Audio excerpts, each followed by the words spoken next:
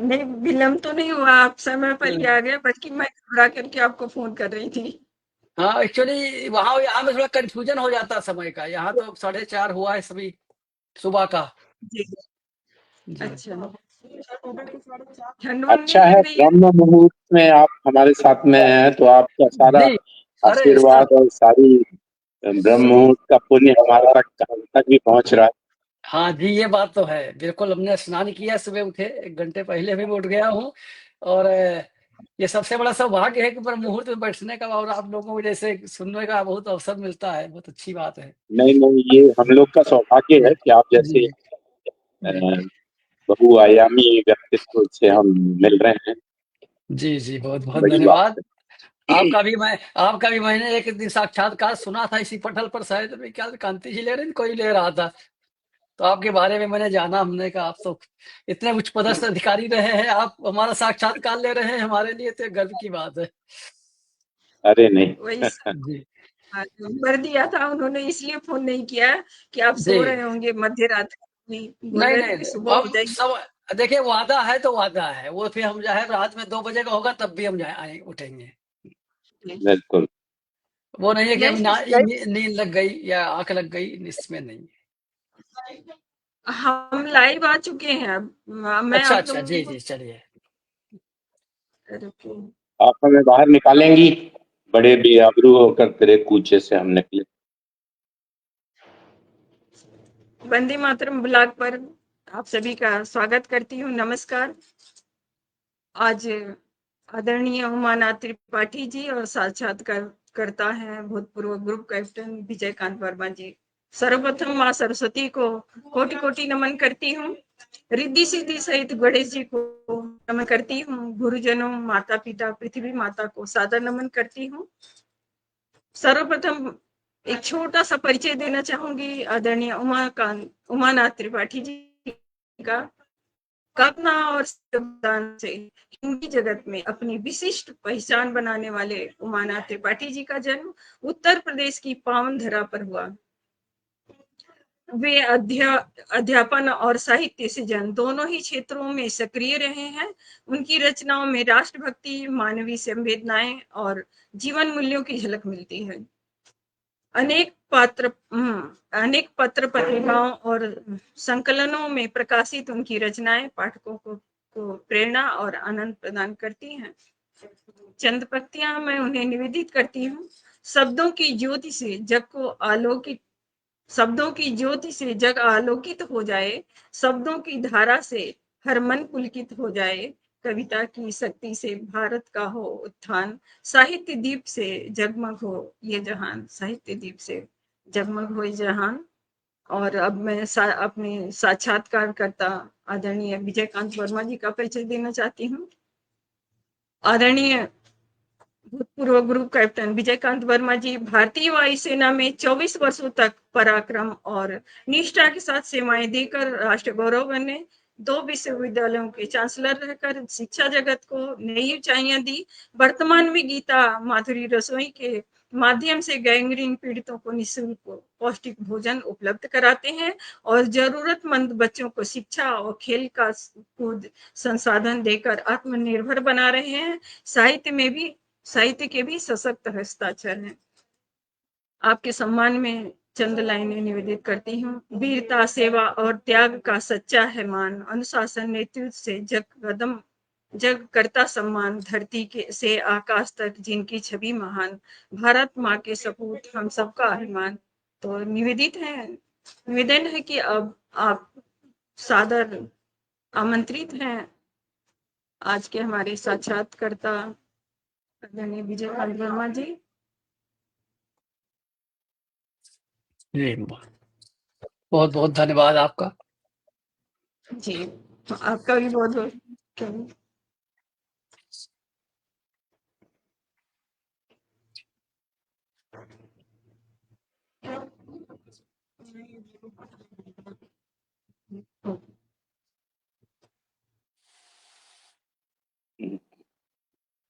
कांति जी, आपका माइक बंद है क्या? बस नहीं, बंद नहीं है सर, 1 मिनट, बल्कि उससे भी कम समय लगेगा। नहीं, नहीं, कर लीजिए। जी।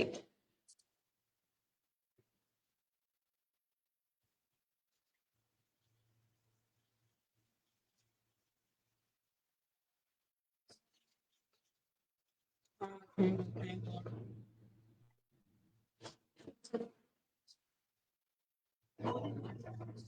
मिनट।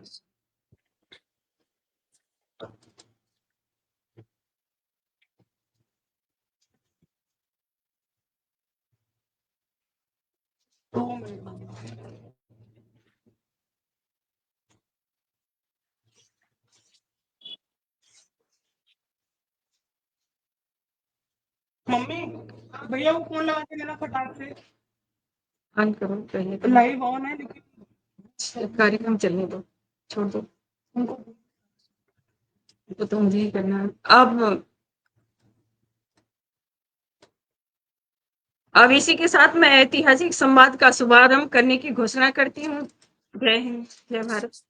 और आप जी जी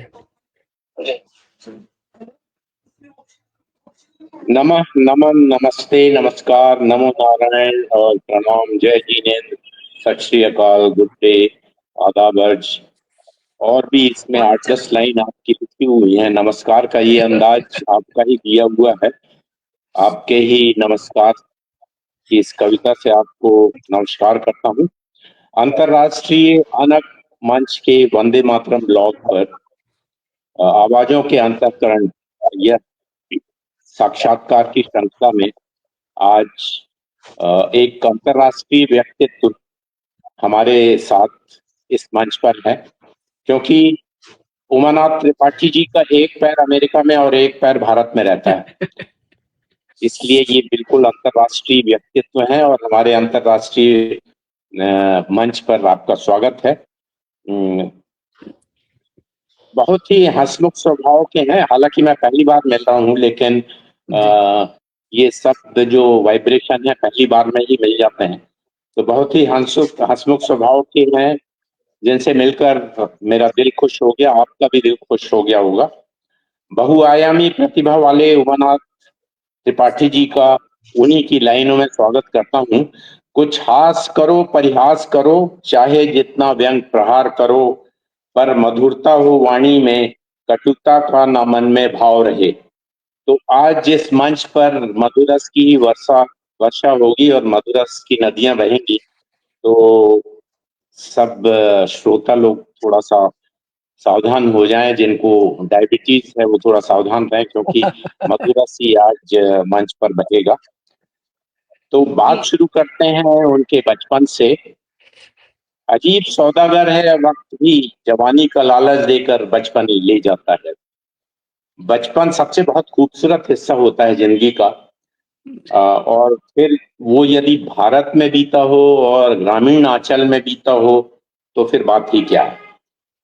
आपके बचपन की खट्टी मीठी बातों से हम सफर शुरू करते हैं। आप ग्रामीण अंचल में ग्राम पूरे भोजा में आपका जन्म हुआ था।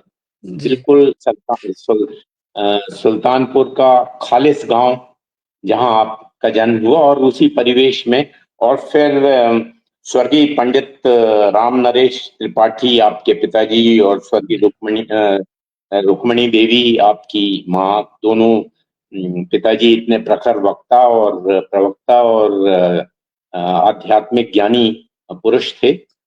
तो उस और घर में बड़े पिताजी और इतने सारे सदस्य, तो एक बड़े संयुक्त परिवार में आप पले बढ़े। और घर का परिवेश कैसा रहा, कुछ यादें हमसे भी साझा करें।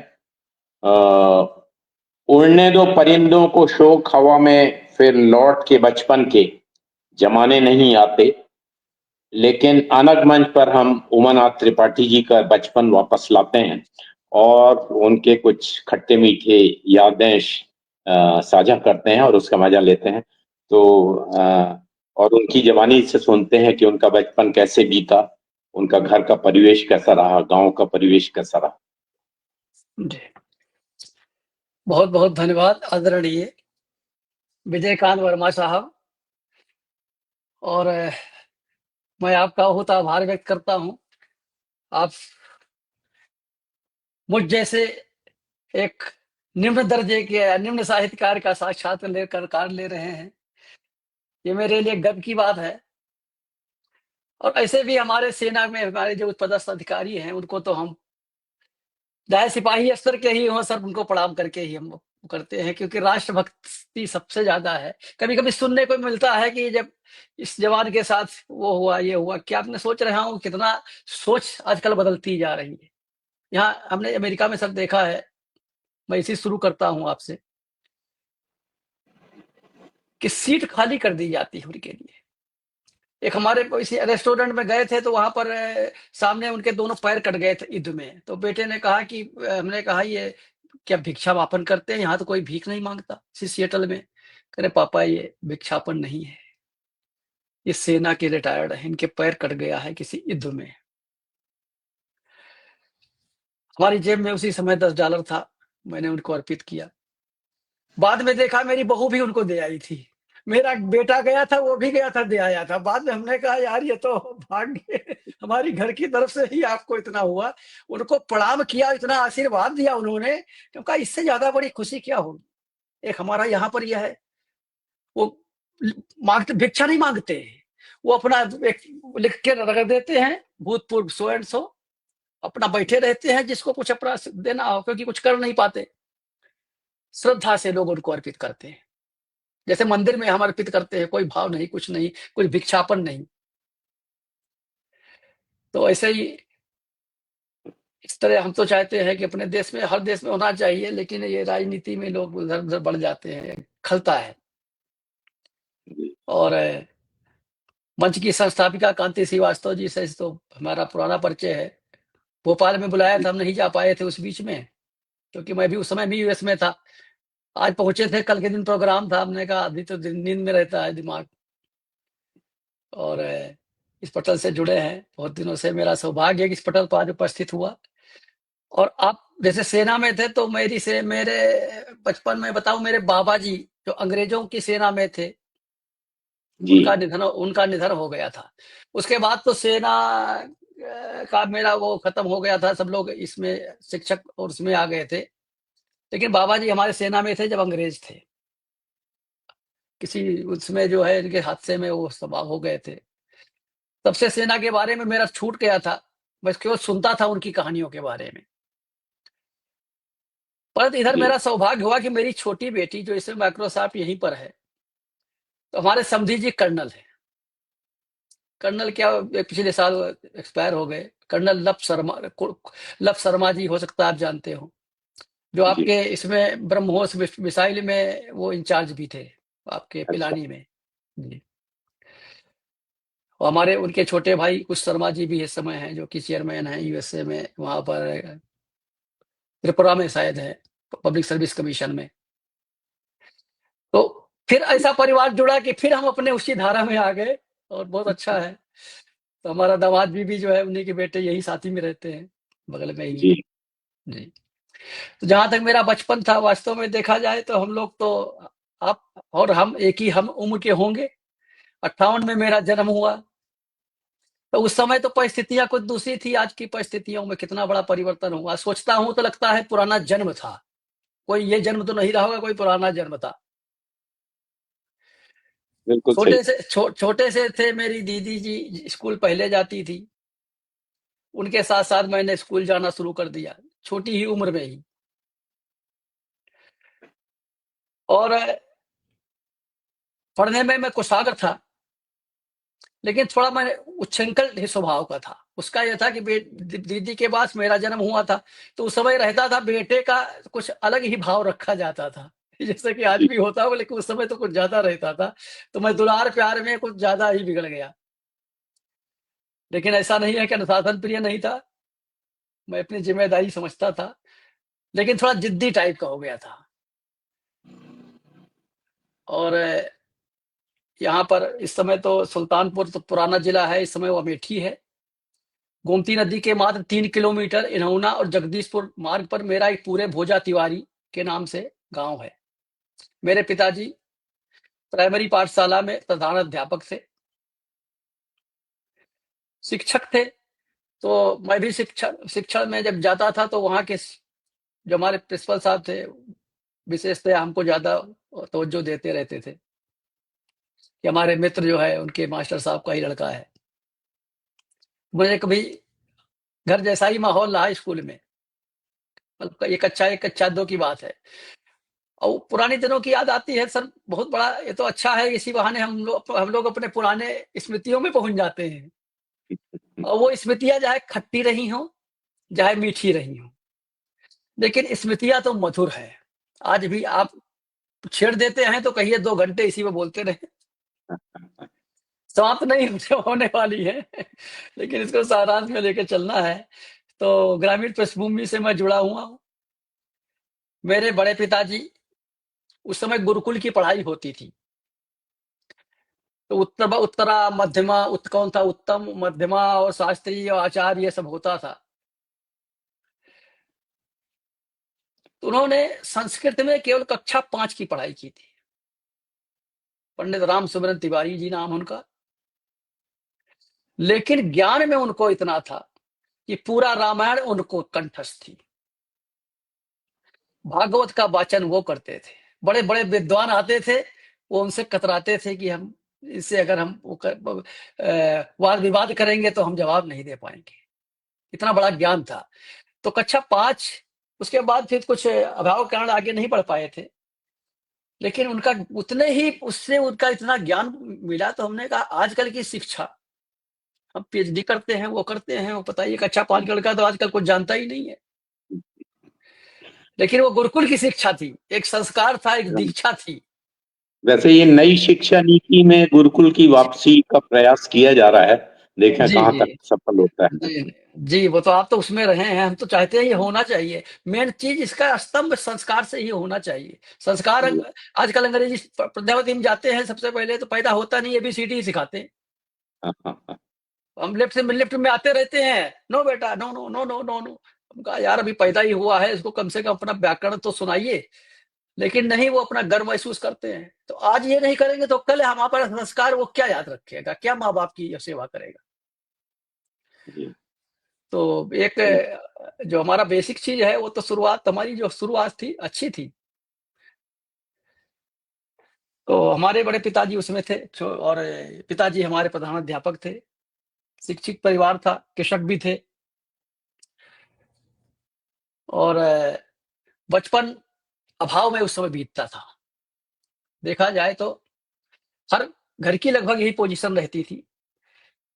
हमारे ख्याल से अगर गांव में, ये एरिया में देखा जाए तो 10% आदमी उस समय धनाढ़ में माना जाता था, या उससे कम ही रहता था, बाकी अभाव में ही थे, क्योंकि खाद्यान्न पूर्ति बहुत कम रहती थी। हाँ, क्योंकि उस समय संयुक्त परिवार होते थे, और जी, जो कमाता था और जो नहीं कमाता था वो बराबर ही रहते थे, बराबरी से रहते एक थे। कमाता था, 15 खाते थे, ये पोजीशन थी। हाँ, हमारे पिताजी थे, मेरे ख्याल से उसमें मुश्किल से 100 रुपया कितने का वेतन था शुरुआत में, कभी कभी बता देते थे। उसमें ये तो कहिए घर की खेती पाती थी, थोड़ा इधर उधर बिजनेस कर जाते थे, सब चल जाता था, ऐसा नहीं था। लेकिन जो आज खुलापन है उतना तो नहीं था। और हम तो कहते हैं जो ये अभाव होता है आदरणीय, ये जरूरी होता है जीवन में, वो आगे बढ़ने की प्रेरणा देता है। क्योंकि संघर्ष से आदमी जो बढ़ता है, वो एक श्रमशील आदमी व्यक्ति होता है, तो वो श्रम से नहीं घबराता, और हमेशा ही वो सही रास्ते पर चलेगा और मेहनत की खाएगा।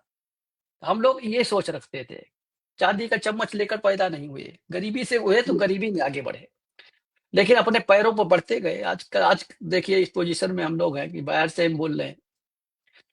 तो ये सब पूर्वजों का सौभाग्य है, या तो जी। अपना भाग्य है। हाँ, तो कठिनाई और जी, अड़चनों से जो बचपन में शिक्षा मिलती है वो आगे चल के जी, काम में आती है। जी। आपकी एक लाइन है, चल मेरी साइकिल खर्र खर्र खर्र, सरपट दौड़ती अच्छा, रहती जी, थी साइकिल, जोरों जी, वाले जी। वाद्यांगियों पर। तो आपकी अ, ये हालांकि आपने विदेश में लिखी हुई आपकी ये कविता है विदेश शायद। विदेश जी, विदेश में तो लिखी है। स्कूल और कॉलेज की साइकिल में आपके, मेरे को आपकी बातों से लगता है कि संस्कृति, संस्कार और संस्कृति भाषा के पहिए लगे थे। मुझे जी लगता है आपके व्यक्तित्व और कृतित्व में निखार लाने में इनका बड़ा योगदान रहा होगा। वैसे भी कहते हैं कि संस्कृति की जब परिभाषा लिखी जाएगी तो भारत की तस्वीर ही सबके सामने आएगी। जी तो अपने स्कूल और आप फिर लखनऊ यूनिवर्सिटी में गए, जी तो यूनिवर्सिटी और स्कूल में तो काफी माहौल बदल जाता है उन दिनों। जी हालांकि उन दिनों भी अनुशासन रहता था, जी लेकिन एक स्कूल का ग्लैमर और कॉलेज का ग्लैमर तो रहता था। जी तो कुछ मीठी यादें, आपका को एजुकेशन था वहाँ? इस- जी कोई जैसे का। हाँ, तो ऐसी जगह पे तो बहुत सी यादें होती हैं। अब आपकी पत्नी भी सुन रही होंगी, तो जी जी अम, वो कुछ यादें आप शामिल कर सकते हैं अपने स्कूल और कॉलेज की और लखनऊ यूनिवर्सिटी की, कि कैसा रहा आपका वहाँ का जीवन। जी जी बिल्कुल। और ये चीजें तो ऐसी होती है कि कुछ चीजें सब लुका छिपी में रहे तभी ज्यादा अच्छी लगती हैं। क्योंकि आजकल तो ये उम्र ऐसी होती है कि आदमी जो है दरी तो हाँ बहता पानी है। जी। तो हमारे एक्चुअली देखा जाए तो ग्रामीण उससे जब हम कक्षा 5 से निकले तो बगल में ही हाई स्कूल था, ज्यादा दूर था नहीं। तो जूनियर हाई स्कूल तक वहां चले गए। जूनियर हाई स्कूल के बाद वो मान्यता प्राप्त स्कूल नहीं था, वहां साइंस साइट की सुविधा नहीं थी। हमारे पिताजी सोचे कि भी छोटे में छोटे ही हैं, इनको कहाँ भेजेंगे, गांव से बाहर जाना था, हमको भेजा नहीं। तो मैं फिर उसको न करके फिर हमने अंग्रेजी ये फिर मैंने आर्ट साइट ही मैंने पढ़ाई शुरू की। वहां से प्राय 10वीं मैंने ये प्राविधिक उससे जो है पढ़ाई किया है। जी उसके बाद 12वीं में 11वीं 12वीं के लिए मैं अपने मामा जी के यहाँ एक रुदौली इंटर कॉलेज है और रुदौली कस्बे में पड़ता है, ऊपर वहां चला गया। आज के दिन अयोध्या जिला पड़ता है। 11वीं और 12वीं की पढ़ाई मैंने वहां से किया। वहां पर उस समय तक तो कोई एजुकेशन की चर्चा नहीं थी। गर्ल्स कॉलेज अलग थे इंटर कॉलेज तक, और वो अलग वो था अलग। वहां पर हमारे स्कूल के एक हमारे पिताजी के ही जो है मित्र थे, रवि शंकर मिश्रा जी थे, वो संस्कृत के आचार्य थे। हमने जब विषय चुनाव करना चाहा तो उन्होंने कहा कि संस्कृत लीजिए। हमने संस्कृत उनके कहने से ले लिया, क्योंकि चूंकि वो आचार्य थे तो अपनी तरफ खींचना चाहते थे। जी तो वो हमको बड़े प्रेम से पढ़ाने लगे। तो 5 विषय आदरणीय उस समय लेने होते थे। तो मेरे ख्याल से एक अंग्रेजी थी, एक संस्कृत था, हिंदी था, और 2 सब्जेक्ट और कौन थे याद नहीं आ रहे। 5 सब्जेक्ट थे। तो इंटर तक की पढ़ाई मैंने वहां किया। उसके बाद ये आया कि वहां पर तो इंटर हो गया है, मतलब क्लास 2, अब तो बाहर निकलना पड़े। तब फिर मुझे लखनऊ जाने का अवसर मिला। वो पहला अवसर था जब मुझे बड़े शहर में, छोटे शहर से बड़े शहर में जाने का अवसर मिला। एक हिसाब से आप कह सकते हैं गांव से शहर में जाने का अवसर मिला। जहाँ लखनऊ वहाँ तो नजाकत का शहर है। नजाकत का शहर है। और जैसे ही मैं उतरा तो वहां देखा लाइट ही लाइट, सब जगह जो है चकाचौंध चल रहा है। हमने मन में कहा ये दुनिया भी अलग है। गांव में तो लाइट ही नहीं थी उस समय कहीं पर। हम लोग को वही लालटेन जलती थी, उसी से हम लोग मिलता था। वो देख करके हमने कहा भाई यार ऐसा भी संसार होता है, बहुत अच्छा लगा। हम कहा इसमें तो कुछ नहीं है यार, ये बिजली का पोल है, उसके नीचे भी बैठ करके मैं पढ़ाई कर सकता हूँ। मतलब दिमाग में आता था, हम कहा अच्छी बात है। हमारे गांव के ही एक रिश्तेदारी में थे उस समय, फिर उन्हीं के यहाँ मैं गया। उन्होंने खैर उनका नहीं, हमको भैया को हम अपने पास रखेंगे, यहीं से पढ़ाई करें। मैं उनके यहाँ रहने लगा। पिताजी हमारे उनको वहीं से छोड़ के आ गए थे। तो मैंने बीए वहां पर किया। यहाँ पर ये मैं बताना चाहता हूँ कि वहां पर जैसे वहां पर मैंने 3 विषय लेने थे लखनऊ यूनिवर्सिटी में। जी तो फिर एक संस्कृत लिया, एक इंग्लिश लिया। हमने कहा अब इसमें है तो कम से कम इसमें भी अच्छे-अच्छे विषय लिया जाए। संस्कृत ले, इंग्लिश ले, हिंदी लिया। नहीं, संस्कृत नहीं ले पाए थे। संस्कृत लिया और नहीं सॉरी पॉलिटिकल साइंस लिया। पॉलिटिकल साइंस लिया, हिंदी लिया, अंग्रेजी लिया। संस्कृत के जो टीचर थे उन्होंने मुझसे कहा कि आपके नंबर तो सबसे ज्यादा संस्कृत में आए हैं, तो आप संस्कृत क्यों नहीं ले रहे हैं? अच्छा, उस समय क्या अवधारणा ये रहती थी कि हिंदी और संस्कृत को थोड़ा कम उससे मांगते थे कि ये सेवा में, सर्विस में नहीं मिलेगा। उसके क्षेत्र से मैथ हो या इंग्लिश हो, साइंस हो, ये सब्जेक्ट अच्छे रहते थे।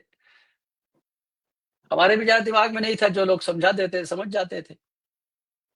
लेकिन उन्होंने बहुत सोचा कि रख लीजिए ये विषय, इस पर आपने अच्छा किया है। और वास्तव में संस्कृत विषय मेरा बहुत अच्छा था। जी। उस पर मुझे ज्यादा ही रुचि आती थी। महर्षि पाणिनि के सूत्र मुझे आज भी याद है। श्लेषे केचन शब्दों विषय केचित् दशे चापरे अलंकारे कच्चित् सद विषय चान्य कथा वर्णने आ सर्वत्र गंभीर धीर कविता विद्याटवी चातुरी संचारी कवि कुंभ कुंभ विदरो बाणस्व पंचानना। आज 45 साल बाद हमको ये भी याद है, एक हमारा एक लड़का इसे पढ़ रहा था। हमने क्या किया कि उनका बीए किया, उनका क्या क्या सब्जेक्ट लिए थे, उनका संस्कृत, हमका संस्कृत महर्षि पाणिनि की, वो सुनाइए।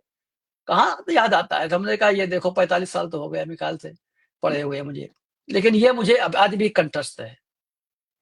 संस्कृत को वैसे भी आत्मा की भाषा कहा जाता है। आत्मा की वो भाषा आत्मा है, में बस आत्मा जाती है। की भाषा है। जी जी, मेरी संस्कृति से संस्कृत है। तो खैर नहीं ले पाए, कोई बात नहीं, उसका ऐसा नहीं था। तो लखनऊ में आकर के जब फिर ये देखा तो वास्तव में थोड़ा लड़कियां भी रहती थी, लड़के भी रहते थे। उनके फिर हाव भाव देख करके, अपने जो है वो देख करके अपने को ही महसूस करता था कि हम तो गरीब घर से आए हैं, यहाँ तो हम इनके बराबर नहीं हो सकते। उनकी रहन सहन, हमारी रहन सहन में बहुत अंतर रहता था।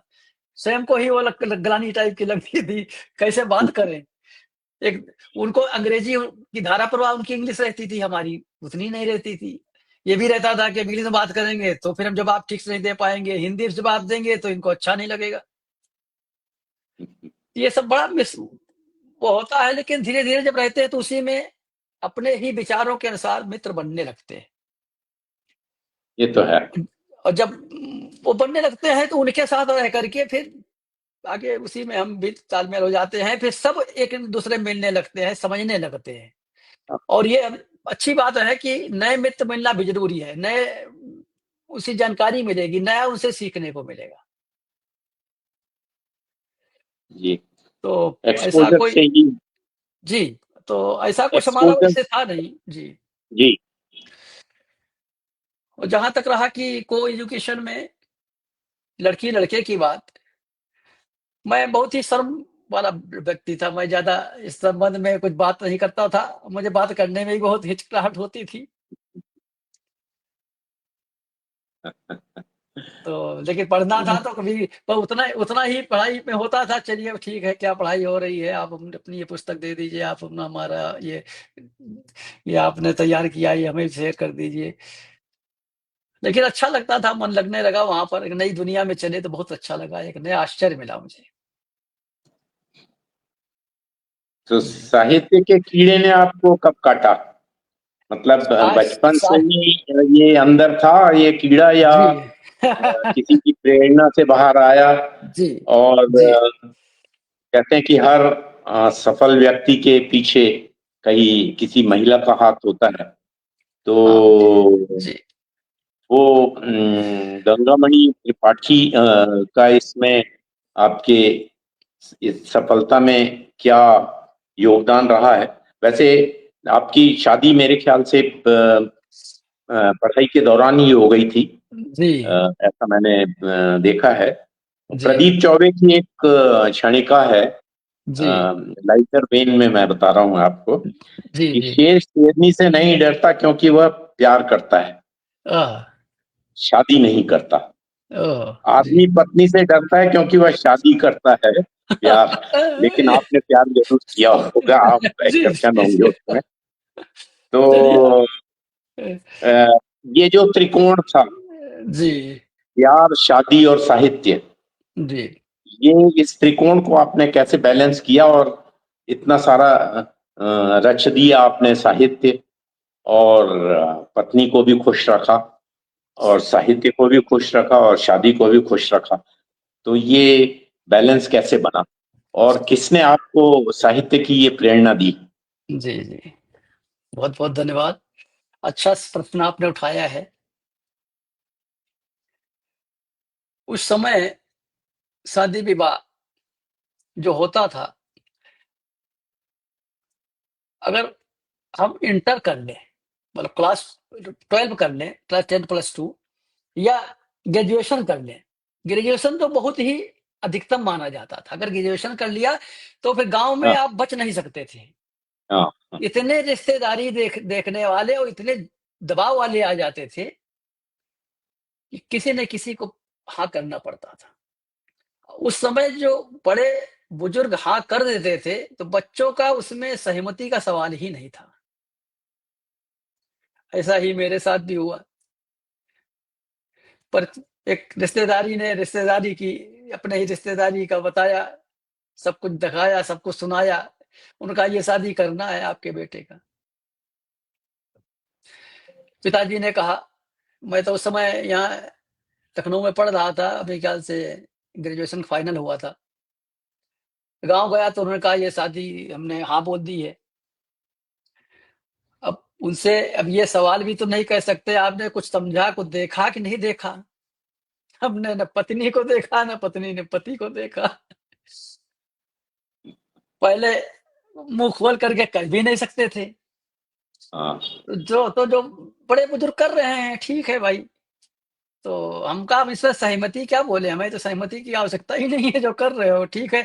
लेकिन मैं थोड़ा और आगे पढ़ लेता तो मुझे और थोड़ा आसान रहता। अब हमारे पर ये ज़िम्मेदारी भी आ जाएगी। और भाई मोह तो हो ही जाता है। तुलसीदास जी गो वो नदी नदी पार करके चले गए थे, तब व्यवधान अगर ना होता तो आदमी इसको हलवा ना समझता। हाँ, लेकिन तो फर्क ये हुआ कि तुलसीदास जी को ध्यान मिला। रत्नावली ने भगा दिया हाँ, था भगा दिया और था भगा उनने रामचरितमानस रच दी। रच डाली लेकिन जी। आपकी अ, पत्नी ने, तो गंगामणि त्रिपाठी ने हुँ, आपको भगाया नहीं और आप हाँ, फिर भी आपने इतनी सारी ये रचनाएं कर दी, तो रच बहुत रच काबिल डा तारीफ है। हाँ, ये बात भी तो सही है। वहाँ के हिसाब से देखा जाए तो हमारा जस्ट उल्टा पड़ता है। और वैसे भी पहले के लोग जी, सही ही कहा करते थे हाँ, कि जी, शादियां जो हैं स्वर्ग में रची जाती हैं और पृथ्वी पे होती हैं। अब पृथ्वी पर होती है। हुँ, इसलिए वो चलती भी थी, टिकती भी थी। और जी, आजकल की शादियां कोई भरोसा नहीं रहता है। आजकल तो बोलते हैं कि दो ब्रेकअप के बीच में जो होता है वो प्यार होता है। तो बिल्कुल। उसके बाद आपने नौकरी एनटीपीसी में लंबी नौकरी की, नेशनल थर्मल हुँ, पावर कॉर्पोरेशन। इसमें मेरे एक जी। दोस्त भी हैं, सुशील शर्मा, रिटायर हुए हैं वहां से जीएम। वो अच्छा जो जो रिटायर होने जो के बाद में जो जो पर्यावरण मोटिवेशनल में जी, जी, जी, जो पर्यावरण में देखते थे, एनवायरनमेंट में जी, थे। हाँ, अरे हाँ, मुझे अरे मेरे मित्र हैं, वो जानता हूँ मैं उनको। जी, अच्छा। तो जी, जी। वो उसके बाद वो मोटिवेशनल लेक्चर वगैरह देने लगे जब मैं यहाँ हाँ, कुलपति था यूनिवर्सिटी में। तब वो जी, मेरे पास एक दो बार आए थे। जी, जी, तो साहित्यिक यात्रा में ये जो थर्मल पावर है, जी, उसने आपका साहित्य का तापमान बढ़ाया या जी, कविता को सुलगाने का काम किया? जी। और आपने एनटीसीपी के दौर में भी अपना कविता जारी रखी।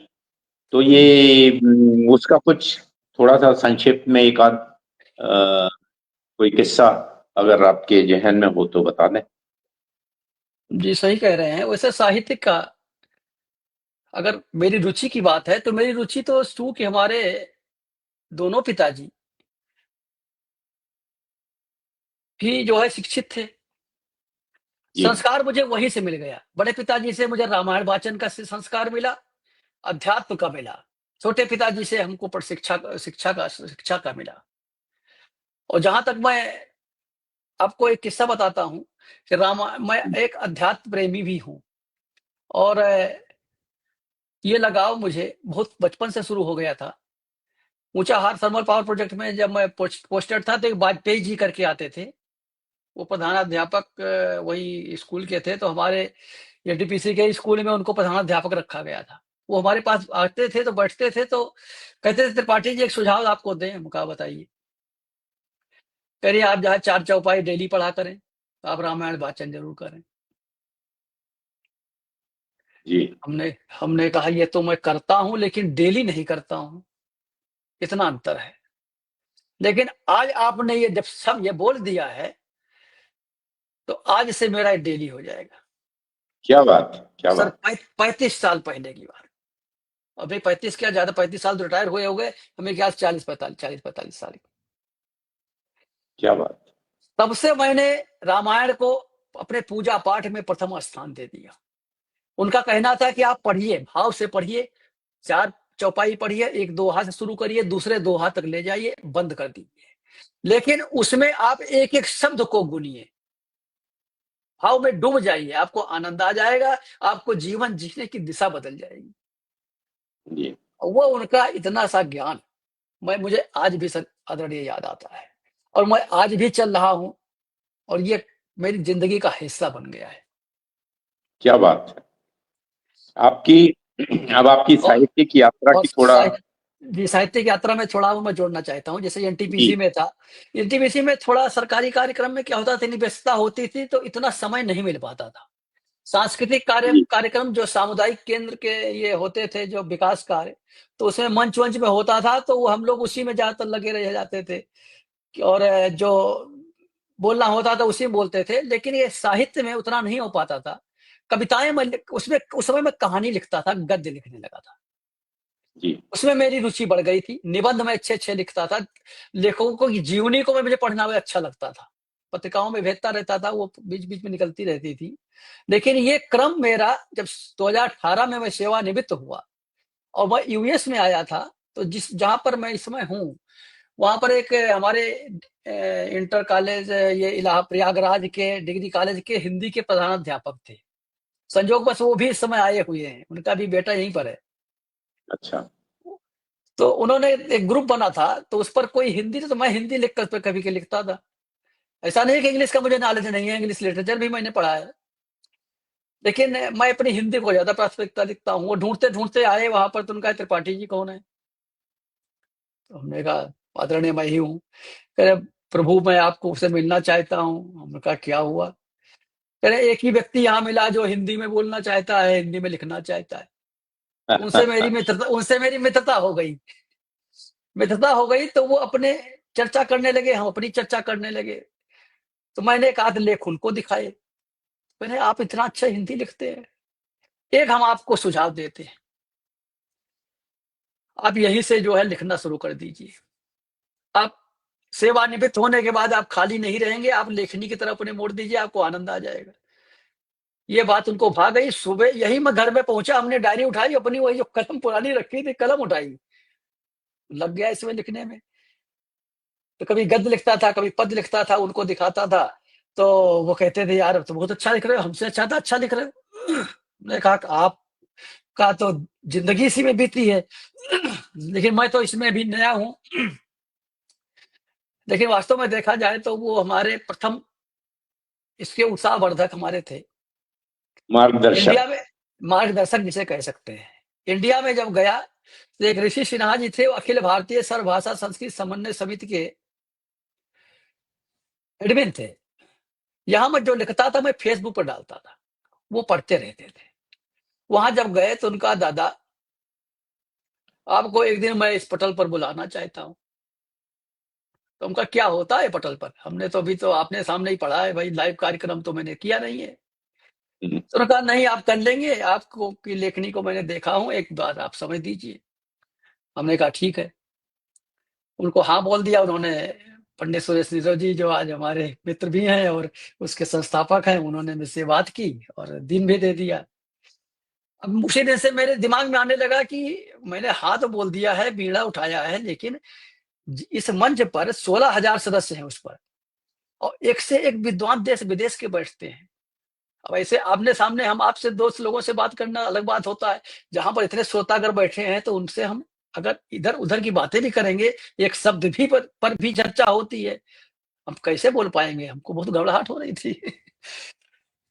तो फिर खैर उन्होंने सामर्थन किया। एक और मित्र थे, उन्होंने कहा कि आप इनसे बात कर लीजिए, ये आते रहते हैं।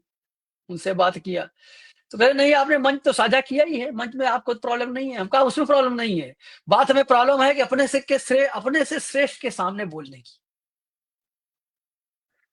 वहां पर जो है प्रॉब्लम आ जाती है। और एक नवागंतुक जो साहित्यकार होता है या कोई भी पहली बार मंच लेता है तो उसके साथ ये होता है।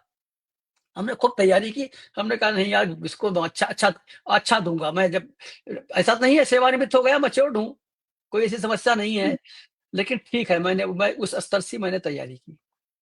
फिर मैंने लाइव कार्यक्रम किया, बहुत लोगों ने सराहा, अच्छा हुआ। वहीं से मेरा जो है शुरुआत हो गई सर, ये काव्य पाठ वाह, क्या बात, में, साहित्य में। क्या बात। तो आपके वो खालिस साहित्यिक चर्चा की भी अब हम शुरुआत करें। वैसे साहित्यिक चर्चा के कुछ नियम होते हैं और इस अंतर्राष्ट्रीय अनग मंच पर भी जब हम कवि गोष्ठी करते हैं तो सबसे पहले माँ शारदा की वंदना करते हैं। आज भी कांति जी ने शारदा जी को प्रणाम करके ये आज कार्यक्रम शुरू किया। जी और अब आपके जब साहित्य की बात करते हैं जी तो मुझे लगता है कि सबसे पहले वंदना तो नहीं कहूंगा मैं, लेकिन कुछ सुमन काव्य रूप में जी श्रीमती गंगा मणि त्रिपाठी को अर्पित करना बहुत ही आवश्यक होगा। जी वरना ये होगा क्योंकि वो भी आज सुन रही होंगी इस जी कार्यक्रम को, बिल्कुल जी। और वो इतना अच्छा खाना बनाती हैं, कहीं आप उनकी शान में कुछ ऐसा बयान ना कर दें कि आपके खाने के जी लाले पड़ जाए। तो उनकी शान में कुछ आप कुछ अच्छा पेश करें ताकि वो खुश हो जाएं और जी आपको भी कुछ अच्छा उसका प्रतिसाद मिले और हमें भी इस मंच को भी वो सराहें। चलिए, सब आपने एक अच्छा अवसर दिया है। अभी मैं सिंगापुर से अमीना यहाँ पर अमेरिका आ रहा था, तो वहां पर तो एयर प्लेन मोड पर डाल देते हैं, कुछ कर नहीं सकते हैं। फिर वही एक डायरी उठाई, मैंने कुछ लिखा, वही पंक्तियां मैं यहीं पर प्रस्तुत करता जी हूँ। मैं था बगल में, हमारी श्रीमती जी थी, हमने कहा इससे अच्छा माहौल तो कुछ होगा नहीं, लेकिन मैंने उनको सुनाया नहीं था, केवल लिखा था। वो मैं आज हाँ, सुना रहा हूँ। अब सुन के वो बहुत खुश हो अब जाएंगी। अब से खुश हो जाएंगे।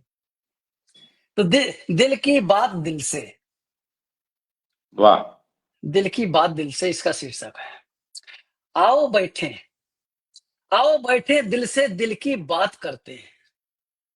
इस आपाधापी जीवन में सबसे ज्यादा है कि आओ बैठे का हाँ, समय ही नहीं दिल से रहता दिल की बात मुश्किल। है। हाँ, तो आओ बैठे दिल से दिल की बात करते हैं, भूल जाएंगे हम जहां जब दो दिल आ मिलते हैं, जब वाह दो दिल आ मिलते हैं। आओ बैठे दिल से दिल की बात करते हैं। कुछ बात तो ऐसी करें, कुछ बात तो ऐसी करें दिल को मेरे भा जाए, दिल को मेरे भा जाए। वाह भा जाए। ये दिल ही तो है, ये दिल ही तो है, क्यों ना दिल से दिल मिल जाए, क्यों ना वाह दिल वाह से दिल मिल जाए। वाह आओ बैठे दिल से दिल की बात करते हैं। वाह बरसों बीत गए, बरसों बीत गए, कब तक मुझे तरसाओगी। ये दिल जब टूट जाएगा, कैसे फिर जोड़ पाओगी, वाह, कैसे क्या कैसे बात। फिर जोड़ पाओगी। तो दिल को तोड़ना नहीं चाहिए, दिल बहुत नाजुक होता है। इसकी मैंने केवल लिया था, मैंने केवल दिल पे ही लिखना है। तो दिल बहुत नाजुक होता है, झटके में टूट जाता है। ये मरम्मत की वस्तु नहीं, ये मरम्मत की वस्तु नहीं, ना ही नया दिल मिल पाता है, ना ही नया दिल मिल पाता है। वाह, बहुत और खूब। देखें, और देखें दिल पर, दिल से दिल जब मिलता है, दिल से दिल जब मिलता है एक सुखद एहसास होता है, लगता जन्नत तुम ही हो, लगता जन्नत तुम ही हो, तो क्यों जन्नत की तलाश करें, तो वाह, क्यों क्या बात जन्नत है, की क्या बात, तलाश करें। क्या जब बात। जन्नत हमारे साथ है तो हम जन्नत क्यों तलाश करें। जाने दो, जाने दो उनको अपनी राह जो दिल तोड़ जाते हैं, जाने दो उनको अपनी राह जो दिल तोड़ जाते हैं, बहकावे में हैं कि जन्नत कहीं ऊपर मिलती है, वाह, बहुत जन्नत खूब। कहीं ऊपर मिलती है। मत देखो झूठे सपने, मत देखो झूठे सपने, जिंदगी खुदा की देन होती है, इसे भरपूर जियो, इसे भरपूर जियो, दिल कभी मत तोड़ो, दिल कभी मत तोड़ो। देखो वाह, चंद पंक्तियां इसे आदरणीय लिखा भरपूर था। जियो, बहुत खूब, बहुत खूब। तो ये चंद पंक्तियां दिल पर तो हमारी श्रीमती जी सुन रही होंगी तो अच्छा हाँ, ही बिल्कुल बिल्कुल। लगेगा। जी वैसे बिल्कुल। तो वैसे अपने यहाँ कहावत है कि जी दिल का रास्ता जो है वो पेट से होके जाता है। तो अब आप ये गारंटी रखिए कि आज आपको बहुत बढ़िया ब्रेकफास्ट मिलने वाला है। ये आपने इतनी अच्छी हाँ कविता उनके कान में ये सुनाई है, जी तो बिल्कुल, आपका एक बहुत अच्छा ब्रेकफास्ट तो ये तो निश्चित आपको हो गया जी। गारंटी है। हाँ और जी जी। उसमें उसमें अनग मंच का भी थोड़ा बहुत हाथ है आपको अच्छा ब्रेकफास्ट दिलवाने बिल्कुल बिल्कुल 100% है में। सर। आपकी बिल्कुल 4 दशक की साहित्यिक यात्रा है, बड़ी लंबी जी है। जी और साहित्य को के बहुत से आयाम हैं जिन पर जी आपने हाथ आजमाया है। दोहा, जी गीत, छंद, कविता, कहानी, समीक्षा। जी आपकी पहली किताब उमा वाणी जी है, जी। तो इसके बारे में कुछ बताइए। और इसमें से कोई यदि रचना आप श्रोताओं के साथ साझा करना चाहें। अच्छा ये हमारी कांति श्रीवास्तव जी कहाँ से नाम ले आई हैं, ये तो अभी मैंने अभी उसमें डाला ही नहीं है मंच किसी मंच पर। ये बुक कहाँ से ले आई हैं? सबसे बड़ी बात तो ये ये है। अनग मंच है ना, अनग यानी वो तो मंच। शिव जी का मंच है, तो कुछ कृपा उधर भी रहती है। ये पुस्तक आदरणीय मैं वहां से आने के पहले ही छपवाई है। इसके पहले तो विशेषांक या पत्रिकाओं में ही निकलते थे। तो लोगों जी ने कहा कि आप कितनी जितना लिखते रहते हैं तो इसको कहीं ना कहीं आप कलमबद्ध कर दीजिए, कम से कम याद रहेगी। तो हमने कहा चलिए ये भी कर लेते हैं। तो हमारे गोरखपुर के दीप साहित्य के हमारे संस्थापक हैं, उनसे मैंने छपवाई थी। तो वो भी कह रहे थे इसका विमोचन कर दीजिए। तो हमने कहा विमोचन क्या, मैं तो वहां जा रहा हूँ। तो इसको इसको अभी आप अधर में उसमें आप नेपथ्य में इसको रहने दीजिए, अभी मैं किसी को नहीं बताऊंगा। और मैं लौट कर आऊंगा तो इसका विमोचन करूंगा। तो अब आपने चर्चा छेड़ दी है। और ये बुक मेरे पास है, ये उमा वाणी। ओहो, बहुत बहुत बधाई आपको, बहुत बहुत बधाई। इसमें मेरी सभी काव्य संग्रह हैं, लगभग मेरे ख्याल से 128 पेज की एक बुक है। और पहली बुक है हमारी, मैंने अपने माता पिता को समर्पित किया है। जी और जी, वहीं से तो आपने सब कुछ पाया है, तो जी वहीं से पाया है, तो सबसे पहले मेरा वही बनता जाहिर है। है तो इसका इसका उनका भी हक सबसे पहले बात। लोकार्पण होना है।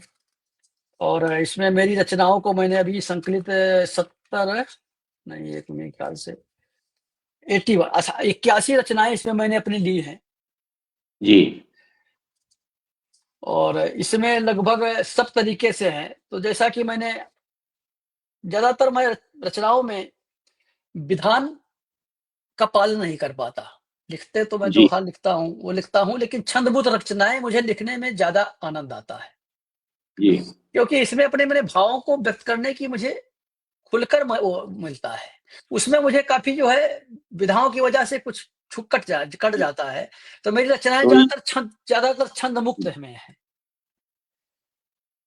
और इसमें कहिए तो एक आध आपको हम आपके सामने जी कुछ सुनाते बिल्कुल हैं एक आध। बिल्कुल जी, भाई, स्वागत है।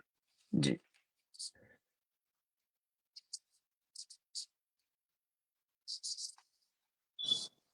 जैसे आज के दिन में है, उठो द्रौपदी वस्त्र सँभालो चक्रधारी अब नहीं आएँगे। उठो द्रौपदी वस्त्र संभालो, चक्रधारी अब नहीं आएंगे, तुम्ही को लेना होगा लोहा इन नरभक्षी इंसानों से, इन वाह। नरभक्षी इंसानों से। आजकल जो वैसी आजकल के ये आजकल का समय तो माहौल यही। में तो हमको अब हमारे जो है महिलाओं को ही आगे आगे आना पड़ेगा। हाँ, छोड़ो मेहंदी भुजा संभालो, छोड़ो मेहंदी भुजा संभालो, खुद ही चीर बचाओ अपनी, बन जाओ तुम रणचंडी, भिड़ जाओ तुम तूफानों से, भिड़ जाओ वाह। तुम तूफानों से। कब तक आस लगाओगे, किशड़ा दौड़े आएंगे। ये द्वापर युग नहीं आदरणीय। तो कब तक आस लगाओगी, लगाओगे, ये किशड़ा दौड़े आएंगे। ये तो द्वापर युग नहीं है, ना रथी है अब महाभारत जैसे, ना रथी है अब महाभारत जैसे। शकुनी पासा फेंक रहा है, शकुनी पासा फेंक रहा है, युधिष्ठिर को ललकार रहा। पांडव सब हाथ बैठे हैं, कैसे बचेगी कलयुगी दुशासन से, कैसे बच पाओगी दुशासन से। धृतराष्ट्र तो आंख का अंधा था, उसको तो दिखाई नहीं पड़ता था। धृतराष्ट्र तो आंख का अंधा था, आज का प्रहसन गूंगा बहरा है। हम तो कहते हैं जो एक्शन नहीं लेते हैं उनको हम किस परिधि में डालेंगे। ये बिल्कुल सही। उनको गूंगा पहरा में जब उसमें डालेंगे, कोई भी गवर्नमेंट हो। तो धृतराष्ट्र तो आंख का अंधा था, आज का प्रशासन गूंगा बहरा है। किससे रक्षा मांग रही तुम कल जुगी कौरवी दरबारों से। उठो द्रौपदी वस्त्र संभालो, चक्रधारी अब नहीं आएंगे, तुम्ही को लेना होगा लोहा नरभक्षी इंसानों से। होठ सिले हैं, होठ सिले हैं सभी के, आज कानों पर सबके पहरा है। होठ सिले हैं सभी के, आज कानों पर सबके पहरा है। कौन पूछेगा अब तेरे आंसू, खुद ही दिख रहे हैवानों जैसे। जो हमारी संरक्षा करने के लिए बैठे हुए हैं उनकी भी प्रवृत्ति सही नहीं है। स्वयं जो लज्जाहीन पड़े हैं, वह तेरी क्या लाज बचाएंगे। क्या जाने नारी की अस्मिता, सब मिले हुए हैं दलालों से, सब मिले हुए हैं दलालों से। एक रचना सर मैं ये इससे मैंने आपको सुनाई है। तो इस तरह की आपकी काफी है। और ये एक हिसाब से आपने इसका विमोचन भी करवा दिया मुझसे। आपने अपने कर कमलों से करवा दिया। बहुत बहुत धन्यवाद आपका। नहीं, बहुत जी शानदार रचना। आज के जी सामयिक जो अभी जी परिदृश्य है उसको देखते हुए तो यही है, नारी के शोषण। नारी हालांकि का नारी सशक्तिकरण की बात हो रही है, लेकिन जी नारी का शोषण भी साथ साथ चल रहा है। जी चल रहा है बिल्कुल। आपकी 400 रचनाएं ब्लॉग पर हैं, जी 15 साझा काव्य संकलन भी हैं। जी तो इस मंच पर हम 10 दिवसीय अभी जश्न आजादी का पर्व मना रहे हैं इस मंच पे, जी जिसमें ये वंदे मातरम ब्लॉग पे हम आपका इंटरव्यू ले रहे हैं। ये लगातार 10 दिन तक ही चल रहा है। जी जी अभी और 2 दिन चलेगा। अभी आज ये 7वां दिन है, 8वां जी दिन जी है आज। और एक काव्य गोष्ठी भी रात में होती है जो चल रही है लगातार।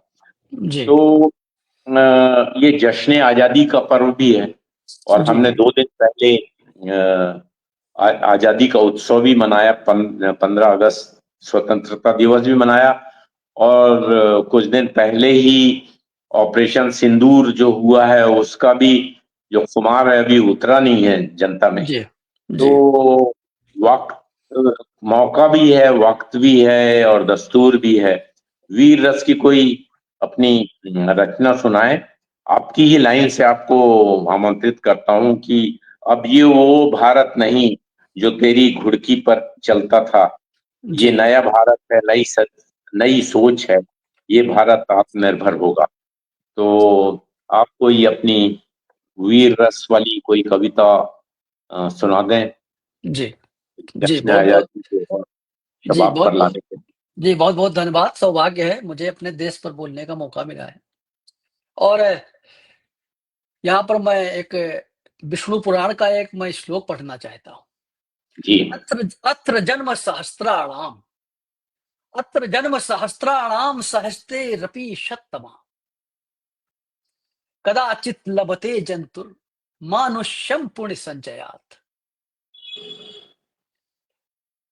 इसका भाव है हजारों जन्मों के, हजारों पुण्य कर्मों के संचय से यह भारत भूमि में मनुष्य जन्म मिलता है। वाह, क्या बात। ये हमारे स्कंद पुराण में लिखा हुआ है। It's only after thousands births, इसका इंग्लिश में ट्रांसफर करते हैं, it's only after thousands birth and the aggression of much merit that living beings are sometimes born in Bharat as human. तो ये तो हम लोगों का सौभाग्य है कि उस हम माटी बिल्कुल। में पैदा हुए हैं। बिल्कुल। रामकृष्ण अवतरित हुए जहां, रामकृष्ण अवतरित हुए जहां, वो भाव भारत देश हमारा है, वो भारत देश हमारा है। तपस्वियों के तप से तपी हुई वो भारत देश हमारा है। एक फूल, वाह। एक कड़कड़ जो है हमारे तपस्वियों के है, जहां ऋषि मुनियों जो के तप से हुआ था, ये कहीं अन्यत्र नहीं मिलता है।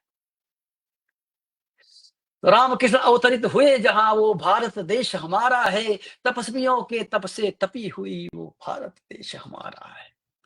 प्राणों से प्यारी मेरी मातृभूमि से मां सादर नमन आपको करते हैं। अहो भाग्य हम यहाँ पैदा हुए, अहो भाग्य हम यहाँ पैदा हुए। परम पावन देश हमारा है, परम पावन वाह, देश हमारा है।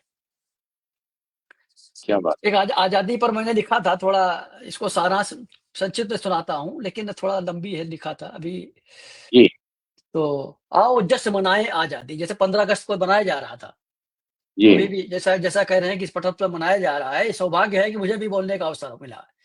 लेकिन जो आजादी हम मना रहे हैं, इसके इतिहास में भी हमको झांकना चाहिए। बिल्कुल। तो आओ जश्न मनाएं आजादी, हम तो आज आजाद हैं, पर क्यों ना हम अपने इतिहास में झांकें, कैसे पाई ये आजादी। यूं ही नहीं पाई ये आजादी, यूं ही नहीं पाई ये आजादी। राष्ट्र होता सर्वोपरि एक जुनून था, एक आंदोलन था। राष्ट्र होता सर्वोपरि एक जुनून था, एक आंदोलन था। जय हिंद का नारा था।